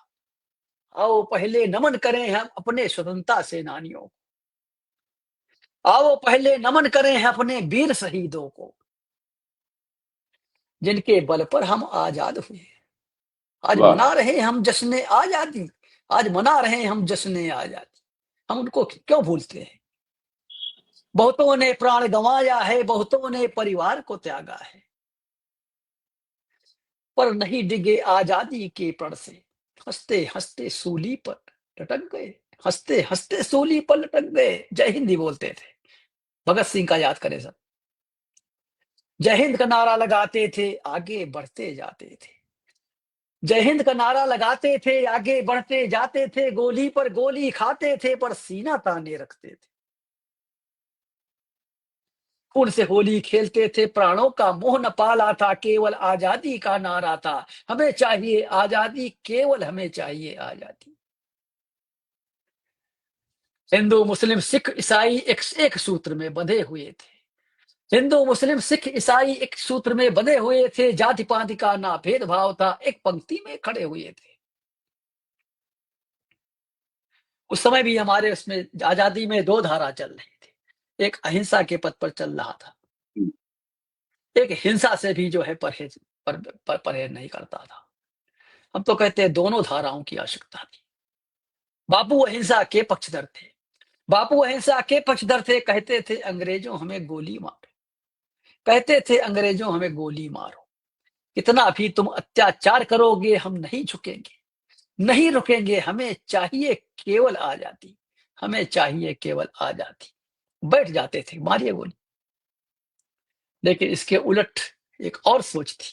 नेता सुभाष चंद्र बोस ने हुंकार भरी, नेता सुभाष चंद्र बोस ने हुंकार भरी। नहीं नहीं, ये मेरा ये देश हमारा है, हम नहीं रुकेंगे, नहीं झुकेंगे। जैसे को तैसे का पाठ पढ़ाना है। ये मेरे देश के वीरों को तुम खून दो, हम आजादी देंगे। तुम खून दो, हम आजादी देंगे। ये सुभाष चंद्र बोस का नारा था। चंद्रशेखर आजाद की कहानी सुनिए। एक एक चरित्र पर अगर हम जाते हैं तो फिर इतिहास लिखते रहिए। ताने पिस्टल कनपटी पर, वो दृश्य से याद करें, हमको जब कक्षा 5 में हम पढ़ते थे और बचपन में वो छिपे हुए थे और कनपटी पर रखे थे, वो चित्र देखा था कि ताने पिस्टल कनपटी पर, वो सीन मुझे याद आता है। ताने पिस्टल कनपटी पर वो सीन मुझे याद आता है, अंग्रेजों तुम नहीं पकड़ पाओगे, ये चंद्रशेखर आजाद है, आजाद ही रहेगा। नहीं आए कब्जे में जब घिर गए अंग्रेजों से। मंगल पांडे, रानी लक्ष्मीबाई, तात्या टोपे, भगत सिंह, लाला लाजपत राय, गंगाधर तिलक, खुदीराम बोस, ऐसे महान क्रांतिकारी सेनानियों का बलिदान मुझे याद आता है। यूं ही नहीं पाई हमने आजादी। पथ अपना सबको प्यारा था, पथ अपना सबको प्यारा था, सब आजादी के दीवाने थे, केवल एक ही नारा था, हमें चाहिए आजादी। ये भारत देश हमारा है, हमको प्राणों से प्यारा है, हमें चाहिए केवल आजादी, आजादी। ये तो सर इतिहास में है। हम आज देखें, जहां भी हम आज खड़े हैं, जहां भी आज खड़े हैं हम, बहुत कुर्बानियां हमने दी है। ये राष्ट्रध्वज अब नहीं झुकेगा, जो आप कह रहे आदरणीय कि ये राष्ट्रध्वज अब नहीं झुकेगा, विश्व गुरु बनकर रहेगा। परंतु कहीं कोने में कुछ दर्द महसूस होता है। एक बात मुझे सूलती है, जयचंदों से डर लगता है। एक बात मुझे सूलती है, जयचंदों से डर लगता है, जो कुकुर मुत्ते की तरह पल रहे यहाँ। देश की रोटियां खाते हैं, देश की निंदा करते हैं। हमें सावधान रहना होगा, इनको सबक सिखाना होगा। अक्षुण्ण रहेगा भारतवर्ष, अक्षुण्ण रहेगा भारतवर्ष, तब ही मना पाएंगे हम जश्न आजादी, तब ही मना पाएंगे हम जश्न आजादी। आओ जश्न मनाएं हम आजादी। तो थोड़ा आदरणीय ये लंबा हो गया है, लेकिन नहीं, धारा में बहुत था खूब। तो हमने कहा सुना दे आपको। और ये तो वक्त और दस्तूर के हिसाब जी, से बहुत जी, जरूरी भी था। और जब तक हम अपने इतिहास को नहीं जानेंगे, तब बिल्कुल। तक वर्तमान की कीमत हम नहीं कर सकते। जी, तो ये आपकी कविता मेरे ख्याल से बहुत लोगों को प्रेरणा देगी। और अम, जो उस समय भी, चाहे वो गरम दल हो चाहे नरम दल हो, जी, सबका एक ही मकसद था, आजादी। वैसे ही अब सबका मकसद होना चाहिए विश्व गुरु, जो आपने विश्व गुरु। कहा। जी, तो बहुत अच्छी रचना, आपको बहुत बहुत बधाई इस रचना के लिए। बहुत। जी, आपकी कविताओं में वैसे एक आध्यात्मिक सुर भी है, जैसे आपने बताया कि आपके जी, पिताजी को पूरी रामायण याद थी, आप भी रोज आजकल रामायण पढ़ रहे हैं और उस जी, पे शोध कर रहे हैं। तो इसमें एक आपने जो द्रौपदी के चीर हरण को बिंब बना करके एक जी, कविता आपने सुनाई, उसमें भी कहीं ना कहीं आध्यात्मिक उठ रहे सुर हैं। तो जी, है। जी, तो मुझे भी पर्सनली देखा जाए तो अ, कृष्ण बहुत प्रभावित करते हैं। जी, बेड़ियों से निकलकर दिशा पहचान ली है, जी। महाभारत अंदर हो या बाहर, हाँ, कृष्ण सर्वोत्तम सारथी है। तो जी, मैं ये वो मान के है। चलता हूँ कि जी, सबसे अच्छे साथी, तो चाहे युद्ध बाहर का हो, देश का हो, चाहे मन के अंदर का हो, चाहे परिवार का हो, कृष्ण से अच्छे साथी कोई नहीं। नहीं है। जी, तो आप की जो कविताएं हैं, उसमें कहीं ना कहीं आध्यात्म का अंडर करेंट मेरे को दिख रहा है। जी, और जाहिर है कि आपके परिवार से भी ये मिला है, आपको परंपराओं से, आपकी जड़ों बिल्कुल। से मिला। तो आध्यात्मिक होना या आध्यात्मिकता कविता में, कई बार इसको गलत समझ लिया जाता है। जो लेफ्ट वाले हैं या जो कुछ एक धारा वाले हैं, वो जबकि मुझे ये लगता है कि ये इतिहास है, जो जी, कृष्ण और महाभारत है और जो रामायण में हुआ है वो कोई धार्मिक ग्रंथ के रूप जी में मैं उसको नहीं लेता। एक तो वो मेरे ख्याल से महाकाव्य का सबसे उत्कृष्ट उदाहरण है। उससे अच्छा महाकाव्य लिखा ही नहीं गया है दुनिया में। जी जी तो साहित्यिक रूप से भी देखें और आध्यात्मिक रूप से भी देखें तो वो किसी धर्म विशेष के लिए नहीं है। अब तो गीता जो है वो सारे विश्व में प्रसिद्ध हो गई है और उसका सब जगह अनुवाद हो रहा है और हमारे बाकी ग्रंथों का भी हो रहा है। तो इसके विषय में आपका क्या है? और आध्यात्मिक उसको लेकर के आप कोई कविता और सुनाना चाहें हमें तो बहुत हमें मजा आएगा। जी बहुत अच्छा विषय सर आदरणीय आप उठाया आपने। अध्यात्म वास्तव में मेरा विषय है। अध्यात्म कोई विषय नहीं होता, एक्चुअली देखा जाए तो एक चिंतन है। जी आप तो हमसे ज्यादा सब ज्ञानी हैं। मैं आपसे भी सुनना चाहता था इस विषय पर, लेकिन आप मुझसे सुनना सुनना चाहते हैं। मैं तो सोच रहा था कि आप कुछ इस बारे में प्रकाश डालें, मुझे मालूम हो। लेकिन जहां तक मेरा वो है कि अध्यात्म एक चिंतन है, आत्मचिंतन है। और जब आत्मचिंतन करते हैं तो हम अपनी आत्म स्वरूप को पहचानते हैं। आत्म स्वरूप को पहचानते हैं तो एक ऊर्जा टाइप की मिलती थी हमको स्वयं ही। हमारे ऋषि मुनियों का अगर हम उसमें उनके इस पर जाते हैं तो उनका आधार क्या था? यही आधार था, चिंतन ही तो आधार था। जी समाधि लगा देते थे, हजारों वर्ष, शास्त्रों वर्ष लगा देते थे। एक ऊर्जा लेके आते थे, तत्बल लेके आते थे। तो ये अध्यात्म वो सीढ़ी है। हमको स्वयं के बारे में सोचना चाहिए। और जो इस चीज की आलोचना करते हैं वो स्वयं को जानना ही नहीं चाहते मेरे विचार से। जी वो इस मिथ्या भ्रम में या इसको कहें माया जाल में भाग रहे हैं, अपने सच्चाई को नहीं वो कर रहे हैं। और हम तो कहते हैं कि ये अध्यात्म से सीखने की आवश्यकता है। एक एक पात्र को अगर हम उठा लेते हैं, चाहे महाभारत के हों, चाहे रामायण के हों। अभी मैंने एक पढ़ रहा था, इसके मैथिली शरण गुप्त जी की उन्होंने एक यशोधरा लिखी थी के ऊपर। सबने लिखा था, यशोधरा के ऊपर लिखा, उन्होंने लिखा, हमने को बहुत अच्छा लगा वो। नारी शक्ति के ऊपर इन्होंने कितना सुंदर वर्णन लिखा। किताब मैंने पूरी पढ़ तो नहीं पाई है, तो किसी से भी पढ़ रहा था तो उस पर ही मैंने 4 पंक्तियां लिखी। कैकेयी को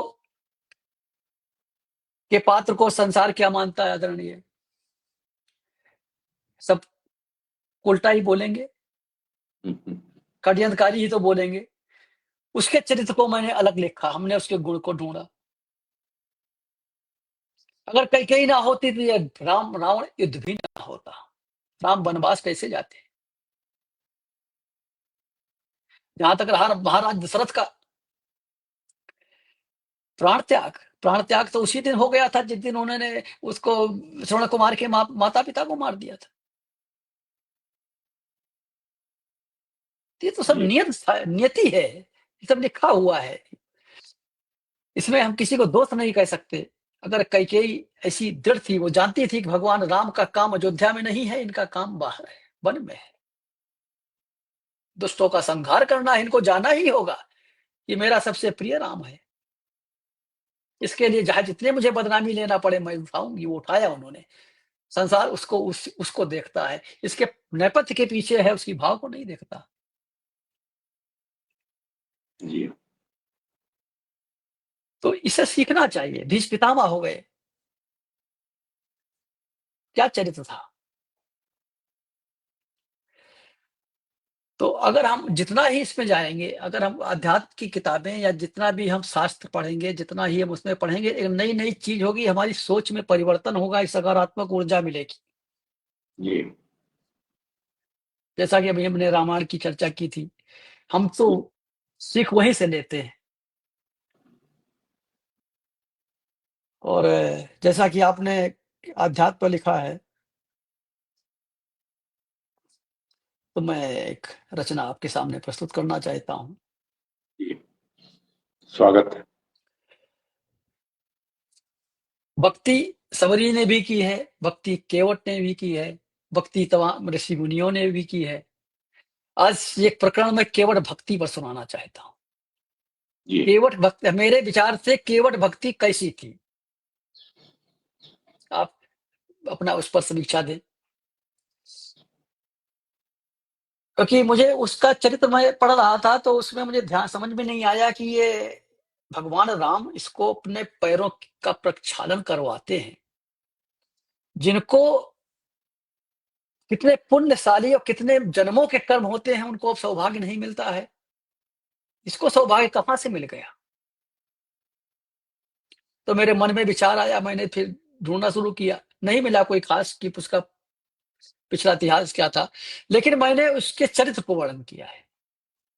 हे केवट तेरे भाग्य पर इतराता हूं, हे केवट तेरे भाग्य पर इतराता हूं, तेरी राम भक्ति पर शीश नवाता हूं, तेरी राम भक्ति पर शीश नवाता हूं।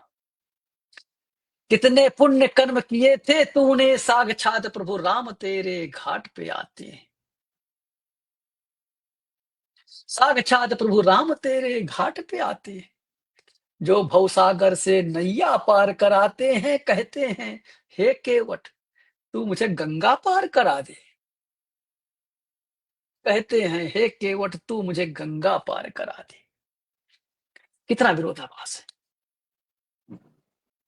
भगवान उससे कहते हैं कि तुम मुझे गंगा पार करा दो, उस गंगा से जो गंगा की चरण धूली के उस चरण से निकली है। ये भाव देखा जाए, परंतु यहाँ पर ये इनको जल्दी से नहीं पार नहीं कराता। तू शर्तों पर अपनी उन्हें नचाता है, अपनी मनमानी करता है, हर शर्तें तेरी प्रभु मानते हैं, हर शर्तें तेरी प्रभु मानते हैं। जरा बता कौन सा गूढ़ रहस्य है ये, जरा बता कौन सा गूढ़ रहस्य है। कितने जन्मों का तू पुण्य भागी है, क्या सत्कर्म किए थे तूने, जिन चरणों की चरण धूल से सापित अहिल्या उद्धार हुई, उसी चरण धूल को तूने धोया है तो धूल वही, वहां भी धूल यही थी, यहां भी यही धूली है।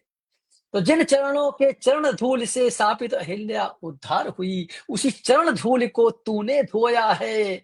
चरणों तक प्रभु का पान किया है, चरणों तक प्रभु का पान किया है। तार दिया परिवार सहित अपने पुरखों को, तार दिया परिवार सहित अपने पुरखों को, हे केवट जरा बता मुझे कौन सा ऐसा है भक्ति मार्ग जिसका तूने अनुसरण किया है, जिसका तूने अनुसरण किया है। मेरे विचार से केवट को क्या होना चाहिए, मैं तो यही कहता हूं, तू एक पुण्यात्मा है, तू है आत्मज्ञानी, तू एक पुण्यात्मा है, तू है आत्मज्ञानी, तू एक तपस्वी है, परमात्मा का है स्वरूप। तेरी राम भक्ति को नमन हम करते हैं, तेरी केवट भक्ति को नमन हम करते हैं। तो हम केवट से अपनी अपनी विनती करने के लिए इन पंक्तियों से विनती करते हैं। देखिए देखिए आदरणीय, जरा राम से जाकर अपने विनती कर दे, मेरी ओर भी ध्यान लगा, भवसागर पार करा दे।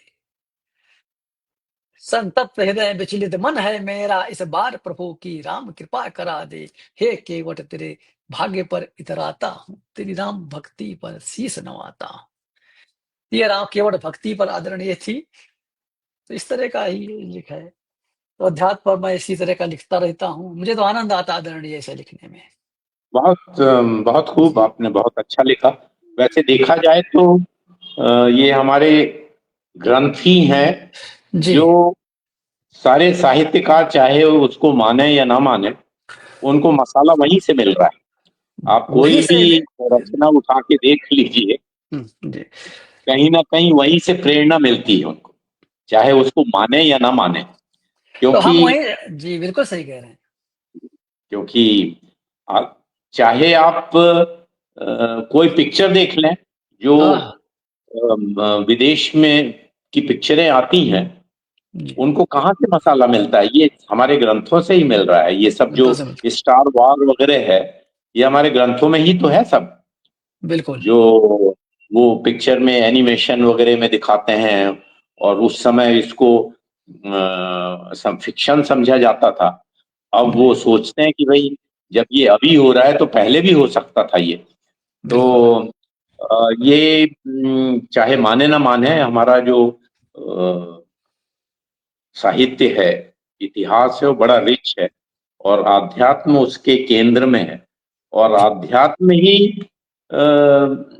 एनर्जी का सोर्स भी है, एनर्जी को कंट्रोल करने वाला भी है, एनर्जी को चैनलाइज करने वाला है और एनर्जी के सेंटर तक पहुंचाने वाला भी है। तो अध्यात्म को नकारा तो नहीं जा सकता।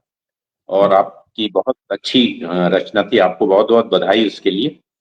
और अब थोड़ा अध्यात्म से निकल करके हम मंचों की ओर आते हैं। आपने एक मंच की स्थापना भी की है, भगवत चर्चा एवं साहित्य साधना मंच। इसमें भी अध्यात्म घुसा हुआ है, क्योंकि मैं देख रहा हूँ कि भगवत चर्चा भी है इसमें और साधना भी है।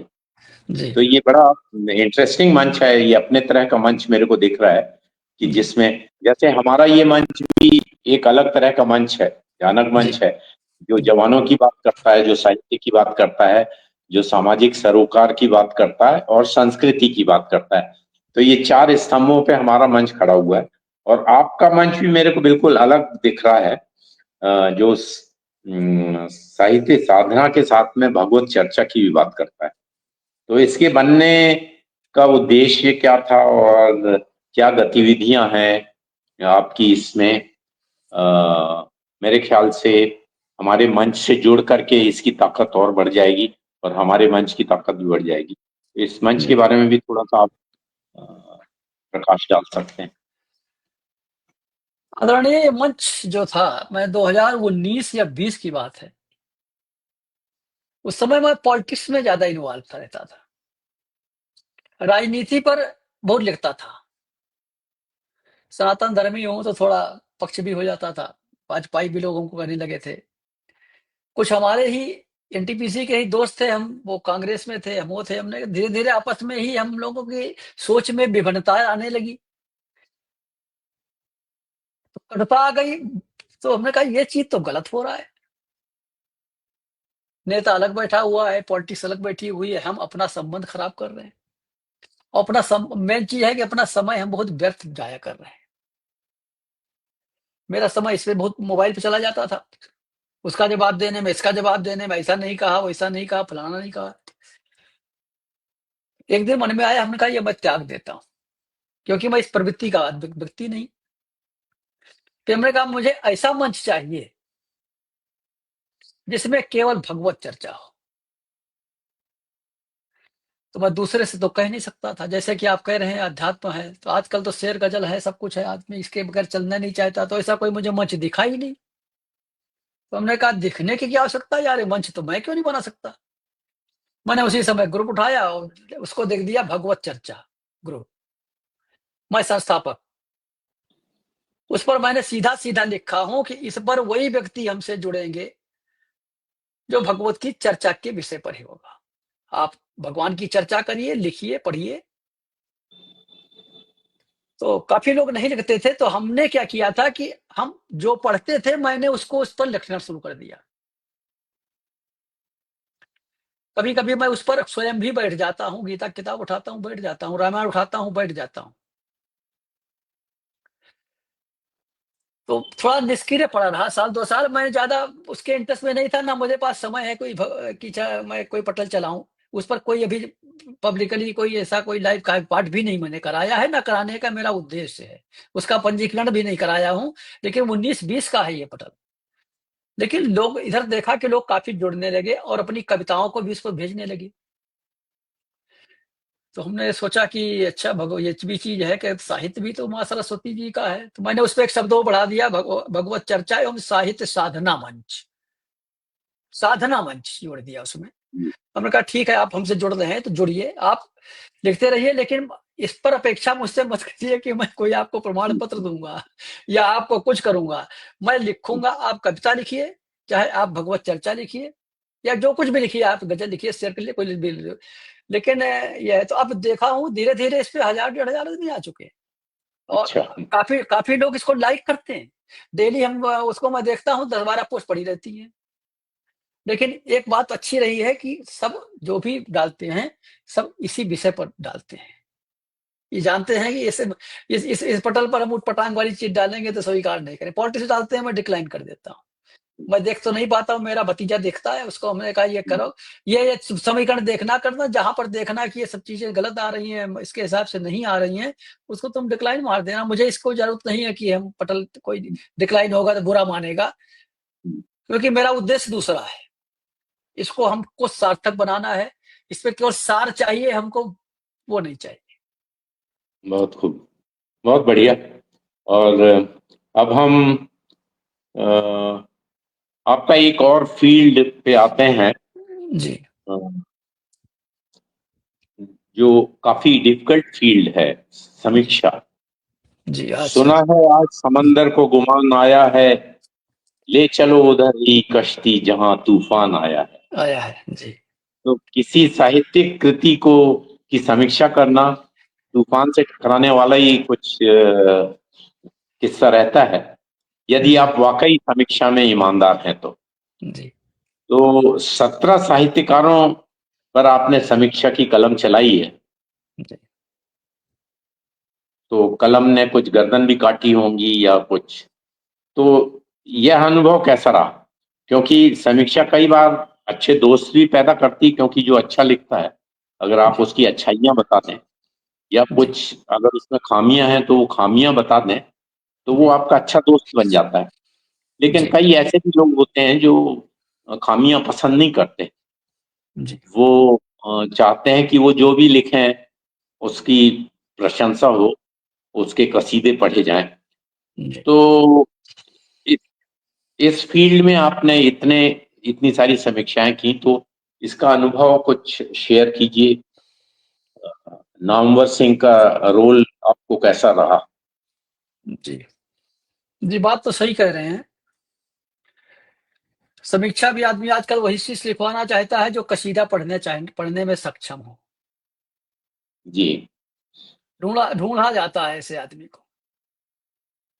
हाँ, और ये हाँ, बात भी सही है, और जब ढूँढा जाता है तो वही लिखेगा, गुणगान ही गाएगा। दोस्त तो नहीं ढूँढ पाए, ढूँढे ढूँढ ढूँढ होगा भी तो कोई दोस्त का वर्णन नहीं करेगा। हाँ, हाँ, और समीक्षा पर कलम चलाना वास्तव में एक टेढ़ी खीर रहती है। लेकिन मुझे इसमें भी ज़्यादा समस्या नहीं आती है। जैसा कि मैंने कहा कि मैं ज़्यादातर उस व्यक्ति के गुणों को देखना चाहता हूँ, जी। और गुणों पर मैं ध्यान ही नहीं देता। हम्म, मुझे रामायण के बहुत जैसे बढ़िया। कैकेयी का पात्र है, रावण का पात्र है, हमको रावण के मैं अवगुणों पर नहीं जाता। हाँ, हाँ, रावण के जो गुण हैं, मैं उस हाँ, पर जाता हूँ। और जब गुण लिखने लगूँगा, तो मैं हाँ, अवगुण लिखना ही नहीं चाहता हूँ, तो आप उसे गलत क्यों से ठहराओगे? हाँ, बिल्कुल बिल्कुल सही। हम और आपके 15 साझा काव्य संकलन भी हैं।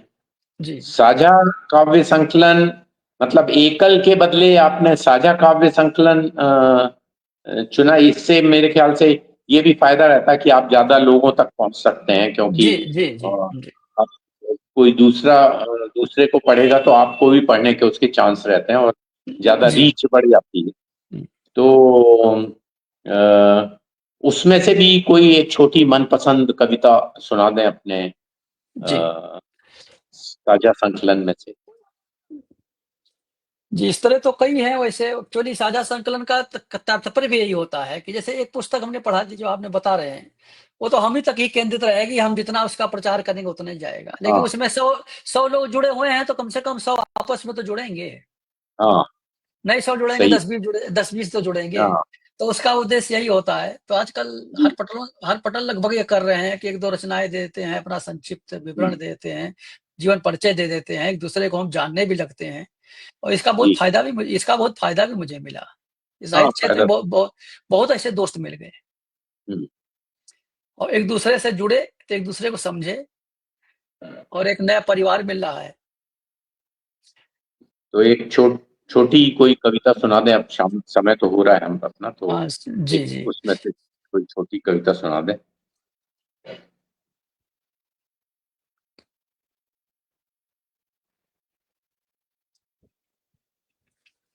चलिए चलते चलते एक भजन कर देते हैं सर, यहाँ का ब्रह्म मुहूर्त है, इसको जी मैंने कभी एक उसमें मैंने भेजा भी था।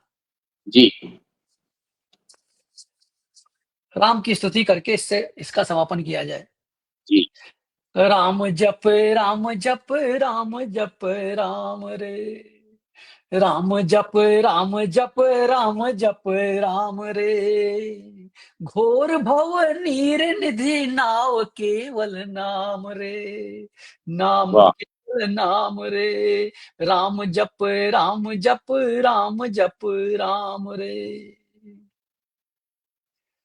ये भी अयोध्या की थी, उस पे की मैंने ये चीज लिखा था तो उनकी पत्रिका में भेजा था, एक अयोध्या का एक सर्कल था उसमें। जी। राम नाम महामणि तोड़ जगत जाल रे, राम नाम महामणि तोड़ जगत जाल रे, राम नाम कल्प वृक्ष फल देता नाम रे, वाह राम नाम भक्ति और मुक्ति का सार रे, राम जप राम जप राम जप राम रे, राम नाम अति पवित्र वेदों का सार रे, राम नाम अति पवित्र वेदों का सार रे, राम नाम महामंत्र शक्ति दे अपार रे, वाह, बहुत खूब। शारदा शेष शिव, शारदा शेष शिव नेति नेति पुकार रे, राम जप राम जप राम जप राम रे। बहुत खूब। आगे की पंक्तियां हैं। एक ही साधना से रिद्धि सिद्धि साध रे, कुछ नहीं है केवल राम नाम ही है। तो एक ही साधना से रिद्धि सिद्धि साध रे, जग में राम नाम जीवन आधार रे, संभव ना योग जग, संभव ना योग जप इस कलि काल रे, राम जप राम जप राम जप राम रे। बहुत खूब, बहुत खूब। यस आदरणीय, और एक भजन था। कोई भी साक्षात्कार बिना आपकी उपलब्धियों की चर्चा किए बिना अधूरा रह जाएगा। तो जहां रहेगा रोशनी लुटाएगा, चिराग का अपना मुकाम नहीं होता। तो आप तो रोशनी लुटाते रहे हैं और देश विदेश में आपको बहुत से सम्मान मिले हैं, पुरस्कार भी मिले हैं। फिर आपके कृतित्व और व्यक्तित्व पर एक विशेषांक भी किसी पत्रिका का निकला था। तो उपलब्धियों का आपके जीवन में क्या महत्व रहा है, क्या प्रभाव रहा है? क्योंकि ये एक उपलब्धि पाना एक बहुत बड़ी चीज होती है, क्योंकि इससे मोटिवेशन भी मिलता है। और इन पुरस्कारों में कोई बहुत जो आपके दिल के करीब हो और उससे जुड़ा कोई दिलचस्प किस्सा हो तो जाते जाते वो सुनाएं आप। जी जी सही कह रहे हैं। सम्मान किसको बुरा लगता है, सम्मान पाना तो सभी चाहता है, जी लेकिन उस सम्मान में पता नहीं मुझे आनंद नहीं आता है, जो सम्मान हमें लगता है कि हम सम्मान मांगा हुआ है, हाँ वो सम्मान मुझे नहीं चाहिए। आपके दिल से अगर सम्मान है, वो सम्मान चाहिए। जी बहुत मंच हमको सम्मान दिया, अगर मेरे ख्याल से आजकल तो डिजिटल सम्मान की बात है, एक भी कविता पाठ करिए पीछे सम्मान तो आ ही जाता है ना, शारदा साहित्य पंच फलाना मंच, वो ये सरस्वती जो है ज्ञाता मंच, मतलब कितना कितना जो है नए नए नाम आजकल चल गए हैं कि खुद ही हमको शर्म लगने लगती है कि इतना तो मैं हूं नहीं, तो मेरे काहे की तरह बना रहे वही। तो मैं सम्मान के पीछे भागता तो नहीं हूं, लेकिन कोई वास्तव में अगर दिल से सम्मान देता है तो मैं दिल से स्वीकार करता हूं। एक विशेषांक हमारे अखिल भारतीय सर्वभाषा संस्कृत समन्वय समिति ने पंडित सुरेश निरोजी, जो उसके प्रज्ञान पुरुष अध्यक्ष हैं, जाने माने साहित्यकार हैं, उन्होंने हमारे उस पर निकाला था और लगभग 17 साहित्यकारों ने हमारे उस पर लिखा है। मैं बहुत सभी बड़ी अपने बात है। मैं सभी अपने साहित्यकारों का जो है, वो एक से एक बढ़कर विद्वान हैं। तो उन्होंने अगर मेरी खूबियों को सराहा है, तो मैं समझता हूँ कि मेरी लेखनी ये सार्थक हो गई है।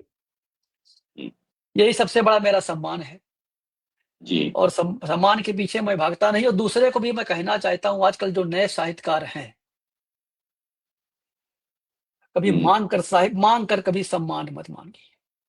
बिल्कुल सही, आप अपनी बिल्कुल सही। लेखनी की धार करिए, स्वतः आपके पास लोग दौड़े आएँगे। ऐसा नहीं है कि हम छल कपट से और जो है प्रचार से जो है हम आगे बढ़ पाएँगे। वो एक कृत्रिम है, कुछ दिनों का क्षण रहेगा, लेकिन अस्थायी सम्मान वही मिलेगा जो हमारी गुण होंगे, वही मिलेंगे। तो अपने गुण को डेवलप करिए। जो गुण आप जितना अच्छा लिखते जाएँगे, उतना ही आपको पास सम्मान होता जाएगा, आपको लोग ढूँढने आएँगे। आपको कहीं जाने की आवश्यकता नहीं पड़ेगी।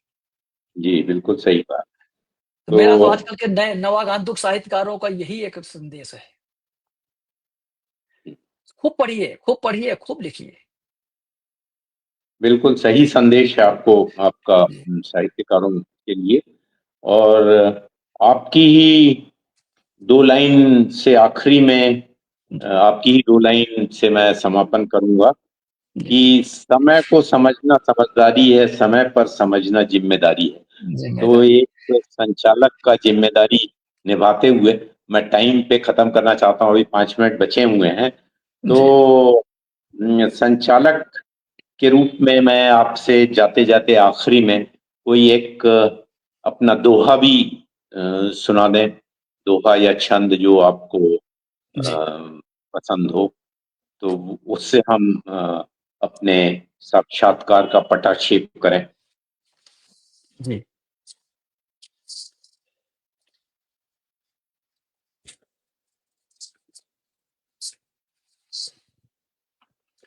तो एक संदेश रूपक मैं एक मुक्तक सुनाता हूँ जी,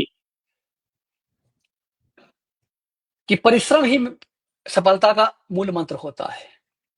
तो हारा वही जो औरों की ही राह तकरार करता है। हमको दूसरे की राह नहीं देखना है।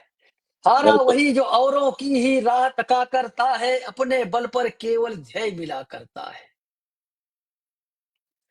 हो पहचान भली छोटी, हो पहचान भली छोटी, पहचान बनाओ स्वयं अपनी।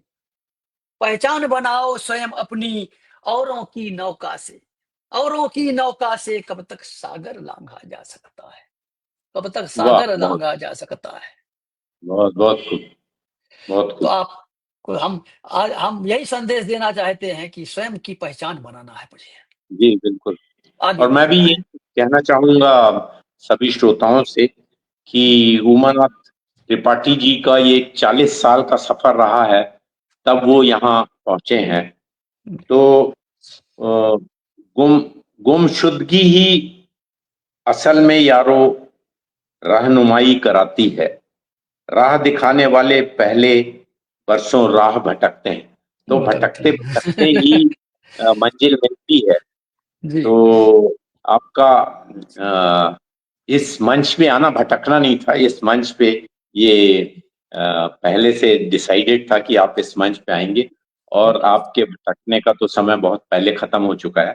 अब आप एक ऐसे मुकाम पर हैं, जहाँ दूसरों को राह दिखा रहे हैं और आपसे बात करके और आपका साक्षात्कार करके मेरे को बहुत खुशी हुई और बहुत कुछ आपसे समझने सीखने को मिला।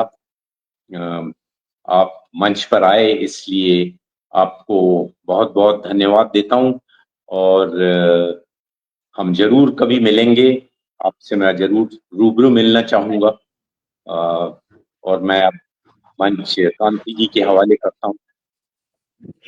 बहुत बहुत धन्यवाद आदरणीय। हम तो कहते हैं, मेरा ये 1.5 घंटे का समय आपके साथ मेरे जीवन में एक सौभाग्यशाली क्षण था, जो आपके साथ बैठे। आपके बारे में मैं नहीं सुन पाया क्योंकि साक्षात्कार आप ले रहे थे, तो मैं ये प्रश्न नहीं कर पाया कि आपके बारे में कुछ सुनूं, लेकिन आपके बारे में सुनना चाहता हूँ। किसी उसमें बताइएगा कभी, तो जरूर हम बैठेंगे। जी बिल्कुल बिल्कुल। हाँ, जी जी फिर हम बुला लेंगे, क्योंकि ये दूसरी या हम्म, तीसरी बार आप बोल रहे हैं कि आपके बारे में सुनूंगा, तो जी अगली बार आप सुनिएगा और सर जो है अपना बिल्कुल साक्षात्कार देंगे। ऐसा जी होना जी चाहिए कभी कभी, है ना, होना चाहिए कि जी जी जी जी। होना आप चाहिए। आप और ये जिंदगी, ब्याज गद्दी पर आप रहे, हम आपके श्रोता रहेंगे। जी, ये जी बिल्कुल, बिल्कुल सही कहा आपने। जी और दूसरी जी बात कि मैंने कल या परसों देखा था आपके यहाँ बहुत बढ़िया कीर्तन चल रहा था अमेरिका में, जी जी हाँ हाँ बहुत बढ़िया है चला ना? था बच्चों ने। जी हमारे वही जो अभी बताया था ना, इलाहाबाद प्रयागराज के प्रिंसिपल साहब थे, जी, उन्हीं के बेटे का, उन्होंने घर में कराया था तो हम गए थे। बहुत अच्छा था। उनके बच्चे बताइए यहाँ पर हैं, लेकिन सनातन धर्म को बढ़िया भजन कीर्तन और सब कुछ जो है स्वयं करते हैं। उनकी छोटी बेटी है, मुश्किल से 7 साल की होगी, वो बिल्कुल जी, शास्त्र पारंगत और वो गुरुकुल से शिक्षा ले रही है और इतना अच्छा गाती है। तो हमने कहा देखा ऐसा नहीं है, देश विदेश में सब ज्यादा लोग इस उस पे रहे, तो अच्छी बात है। उनको तो ये अच्छा लगा, इसीलिए हम कहा इसको लाइव कर देगा। तो ज्यादातर तो नहीं था, जी, थोड़ा लाइव किया था जी। नहीं, लेकिन जब भी लाइव किया था आपने, इसलिए हमें देखने हाँ का सौभाग्य जी मिला। और ये जी बहुत अच्छी बात है कि मोबाइल से निकल करके लोगों की सोच जो है अपनी जी सभ्यता और संस्कृति की तरफ मुड़ने लगी है। तो मुड़ने लगी आज है। की कभी कुछ ज़्यादा अच्छी रहेगी। और आज का साक्षात्कार भी बहुत अच्छा रहा। अच्छा किया हमने आपको बुलाया, क्योंकि जो सफ़र गुज़रा बहुत अच्छा था। तो सर्वप्रथम दर्शक दीर्घा में विराजमान सम्मानित विद्वान मनीषियों का हृदय से आभार, जिनकी उपस्थिति ने इस साक्षात्कार को और भी आलोकित किया। आज के प्रेरणादायी संवाद हेतु आदरणीय उमाकांत त्रिपाठी जी और आदरणीय भूतपूर्व ग्रुप कैप्टन विजयकांत वर्मा जी का कोटि कोटि अभिनंदन करते हुए चंद पंक्तियां ज्ञान त्याग और प्रेम से जग को सजाया, सेवा और संस्कार का दीप आपने जलाया, शब्दों में ओज विचारों में प्रकाश, इन विभूतियों से मिलता रहा सदा विश्वास। अब इस ऐतिहासिक साक्षात्कार के समापन की घोषणा करती हूँ और फिर मिलेंगे नई उमंग, नई प्रेरणा के साथ, नई ऊर्जा और देशभक्ति के जज्बातों के साथ। शुभ रात्रि, सबा खैर, गुड नाइट, जय हिंद, वंदे मातरम। बहुत जय हिंद, बहुत बहुत बहुत जय धन्यवाद। हिंद, वंदे मातरम। जय जय हिंद, जय भारत। वंदे मातरम। नमस्कार, नमस्कार आदरणीय, नमस्कार बहन नमस्कार। कांति जी।